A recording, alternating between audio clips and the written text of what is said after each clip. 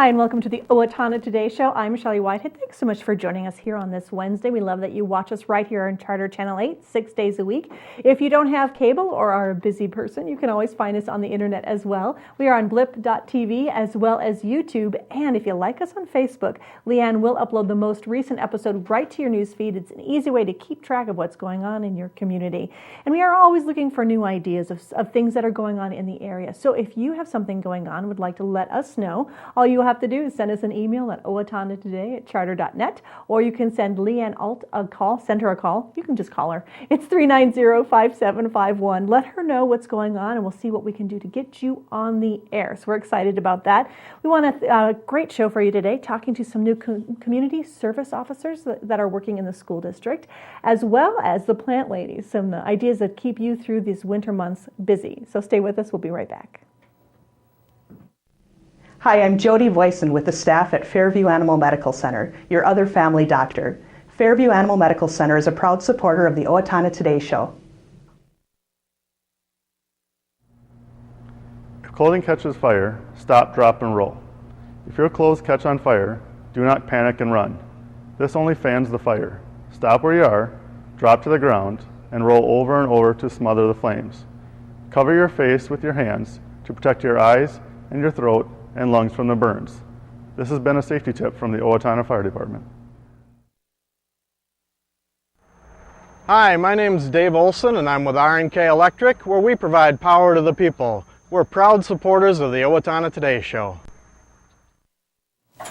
And we're back with the Owatonna Today Show. Thanks so much for being here. We do have with us Detective Joel Hunt, Community Service Officers Chet, Macht. Yep. Sweet. And Andrew Hobbs.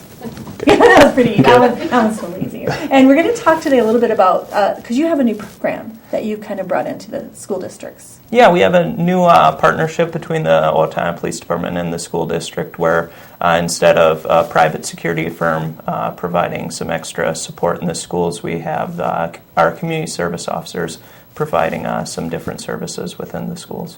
So let's talk about that. Let's start there real quick, if you don't mind. Tell me why you decided that the firm wasn't necessarily what they were looking for in the schools. What made you decide to bring in your own people?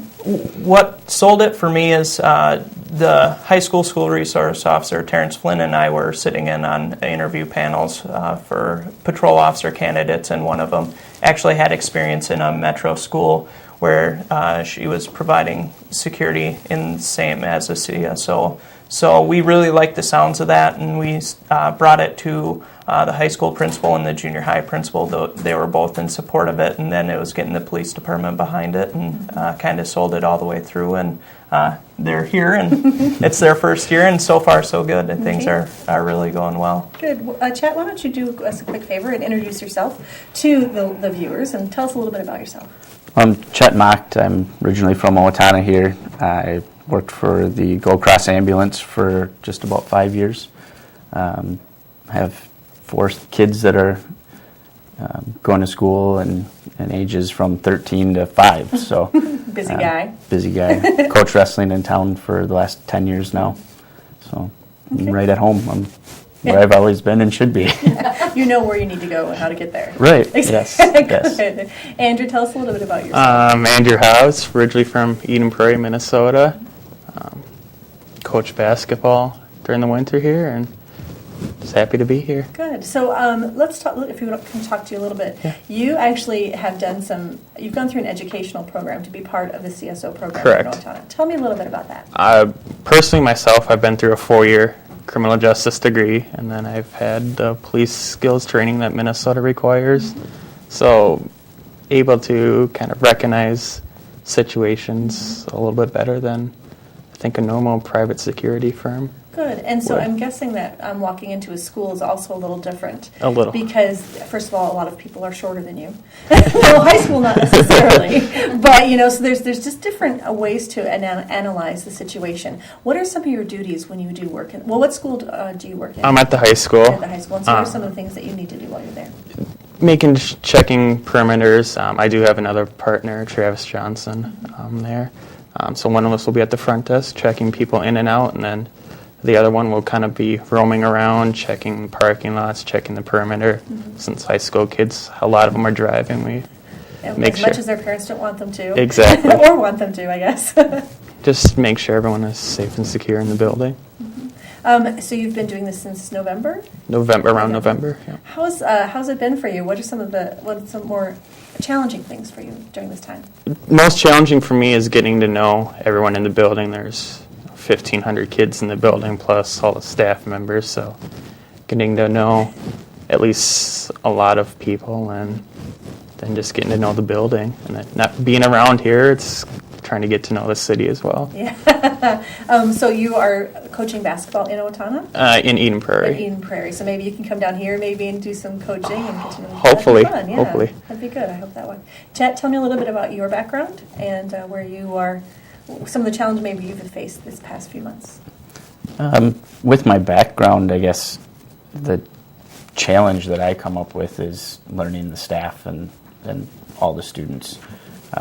The challenges as far as at the school itself aren't really an issue. I've actually been able to use my medical background for a student that had a medical issue in the morning before school was even starting.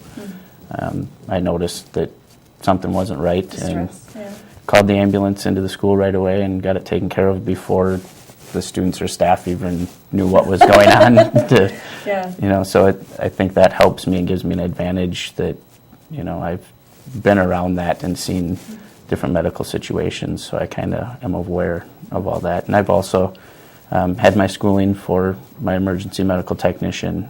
I'm certified nationally and within the state. And then also I've been through all the law enforcement schooling and the skills program, and I'm just waiting for my opportunity to move into the street and become a full-time officer. And How do you think working in the schools has prepared you for doing that? Because I know that you were telling us a little earlier that a lot of the people working in the CSO program do end up being able to become a full-time police officer. How is working in the school? Well, first of all, what school are you working in? I'm at the junior high. At the junior high. Yep. And so your daughter's at that school? She's got friends that go there. She goes to a different school, but her friends do go to school there. So yeah. I don't know how hard that would be. If that'd be a good thing or a bad thing to have your dad policing the hallways. Yeah. Well, she knows I'm there and talking to her friends. So it's still bad. Yeah. So how has that prepared you for maybe working on the streets, working in these schools? I actually think it gives us an advantage. We get to see both sides of law enforcement. Law enforcement as far as being out on the street, and then law enforcement as far as having to work with the community, with the students and the parents. When I go out in public, a lot of the students know me. A lot of the students see me at Walmart and introduce me to their parents. And so I think we get to see more people and we get to meet them and see them in a different aspect. We're not writing them tickets and pulling them over for speeding. We're actually getting to know their kids and their family dynamic and their brothers and sisters. So I think it makes us a little bit more personal. And I think that'll help in the long run. So when you do go on the street, you may not know the people, but you can kind of remember your past and that they might have kids, and that there is more to them than just the speeding ticket or whatever is going on Well, in that moment. and they look at us as, I remember him. He was at the school with my son or my daughter, and he was a real nice guy. He did this or he did that, helped with that. So I think that helps. Joel, as the program's only been a few months old. Right. Have you seen any improvement, or have you seen any positive things that you can tell us about? I think there's a huge improvement. Part of what we did is we looked at the main thing in school security is access control, having one point of access throughout the day. We have that solid now because there's always a community service officer, or if Chet needs a break, a staff member that'll sit at that front desk. They're monitoring the security cameras. Before, it would be a parent would come in and they'd write their name on a clipboard and, go to the office, wherever it may be. Now, with trained staff, computers at the front and things like that, they're able to pull the parents. They handwrite or type in to a Google Doc. So we can see in the office who's signed in with Chet, where they are in the building or where they say they're going. Mm-hmm. Chet can monitor them on the cameras. He can also cross-reference that with the school's database to see, yes, they are, in fact, somebody that's on that list of people that can come into the school or have anything to do with that student. So this is something I'm guessing you do as well, Andrews, that you've got a lot of this.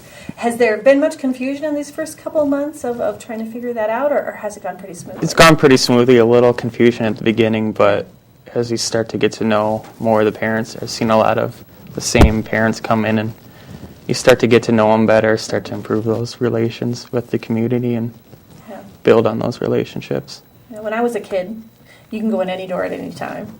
So the single point of entry is kind of a pain in the neck for some people, especially those of us who could go in any door at any time. Yep. Talk to me a little bit about why that's so important to keep that one point of access. It's so we don't have, for me at least from the high school, it's kids or parents or strangers for that matter could come in at any point, which makes the school a lot more unsecure than what it would be if we just have that one single point of entry where we can monitor it, we can see it right away and control the situation a lot better. What I don't know if you do, but do you have any goals for working at the high school? Like, what are some of the things that you'd like to see happen through your time there? I set a few of them, and a few of them I've already been able to achieve, but just able to get to know, for me personally, get to know a lot more of the students and being able to talk to them and not just be that intimidating presence. Because that's not your goal, is to scare them. No. It's to kind of create that relationship. Exactly. Yeah. They're more of a visual deterrent. You're going to deter things just by their presence alone, them wandering the halls and things like that. That's amazing. Chet, is there any other goals that you have that you are looking towards or trying to work towards as you work at the schools? Just making sure everything goes smoothly. We want to make sure when we're doing our drills, for instance, whether they're storm drills or whatever drills they might be, that we're actually doing everything we can to keep the school safe and to keep the students safe, and going through the handbooks and updating things that might not have been changed for a few years, and just making sure everything's safe, making sure it's how it should be and run smoothly so there's no issues. And part of that's like you're talking the computers, the education, and all that kind of thing. So I'm sure that if there's any parents out there who are watching, you guys want them to talk to you, ask any questions they might have, come up and talk about that. That'd be great. Thanks so much for your time today, gentlemen. Really appreciate it. Thank you. Thank We you. will be right back. Please stay with us. Hi, my name is Dave Efforts with TPS Insurance. We're here to handle all your insurance needs. We are a very proud supporter of the Owatonna Today Show. I didn't just want another job, I wanted a career, so I expressed myself. I was new to town and I didn't know where to turn for a job, so I decided to express myself. I decided to express myself, and they helped find the right career for me. Express Employment Professionals is in contact with thousands of companies in need of quality employees. Come in now and get the job you deserve. Express yourself today. Do you know how to safely dispose of your expired or unused prescription and non-prescription medications? Not by flushing them down the toilet or putting them in the garbage. Doing so pollutes our rivers, streams, and drinking water supply. Take it to the box instead for safe, secure disposal. It's easy. Bring your unused medications in their original containers to the drop-off locations listed on the screen and drop them in the Take It to the Box drop box. Proper disposal of unwanted medications keeps them out of the hands of children and out of our environment. This is a message from the Safe and Drug-Free Coalition of Steele County. Hi, I'm Doug Johnson with the Owatonna Business Incubator. We're here to help small businesses start and to grow. We're a proud sponsor of the Owatonna Today Show. Hi, I'm Rita Lesniak, and I play Lona Ritter. And I'm Kara Johnson, and I play Amalia Balish in LTO's current production of She Loves Me, directed by Bev Cashman and sponsored by Wenger Foundation. Performances of She Loves Me will be held Thursday through Saturday, February 13th, 14th, and 15th at 7:30 p.m., with a matinee on Sunday, February 16th at 2 o'clock.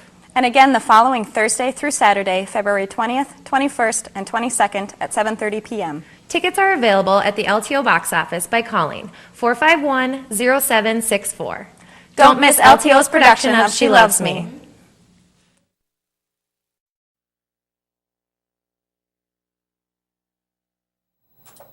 And we're back with the Owatonna Today Show. Yes, it is very white out there, but it doesn't have to be white in your home. It doesn't have to be dull. So we're going to talk today with our plant ladies. Hi, guys. Hi, good morning. So great to have you back. Do a quick introduction for us. I'm Lorrie Rugg, Steele County Master Gardener. Verna Thiede, Steele County Master Gardener. And, you know, it is the time of year where we don't get to get out in our gardens very much.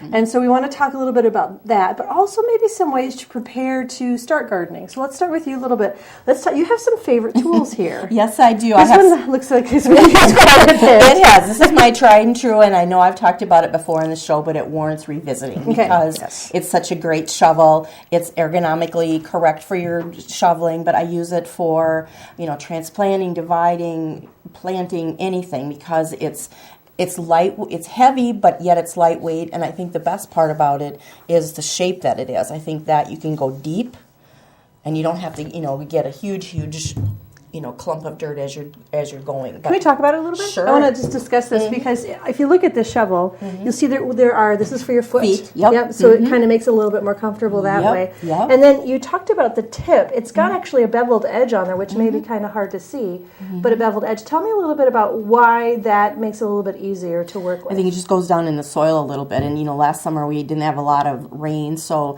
when you're digging in harder soils and, you know, dry soils that tend to be rock hard, it seems that it goes down in the soil just a little bit better. So. And it also has got a little U shape to it for just picking up that dirt. Yep. Tell me about the handle. I'm Handles, sure you have a lot of shovels in I have. So how is this one a little bit different? It's easier to hang on to rather than just have, you know, just your shovel with just a plain old, you know, handle on it. This, you can use both hands and get more power, I think, as you're using it. So I like the round shape, and it seems to be, you know, as we age a little bit, sometimes you get a little more arthritis in your hands. And so if you're doing a lot of digging and doing a lot of transplanting, it tends to not wear in your hands